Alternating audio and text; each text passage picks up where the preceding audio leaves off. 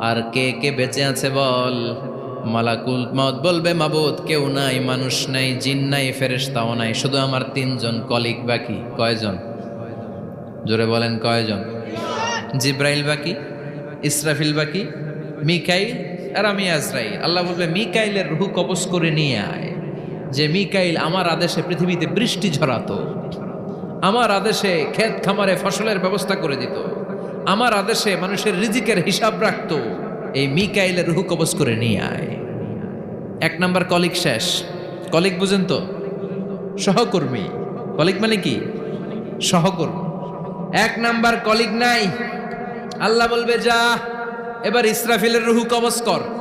ইসরাফিল ফেরেশতা তখনও আল্লাহর আরশের দিকে ঠোঁটের মাঝখানে বিশাল সিংহটা নিয়ে তাকিয়ে আছে। ওই মুহূর্তে মালাকুল মাউত যে সালাম দিয়ে রূহটা কবজ করে ফেলবে। ইসরাফিলও নাই।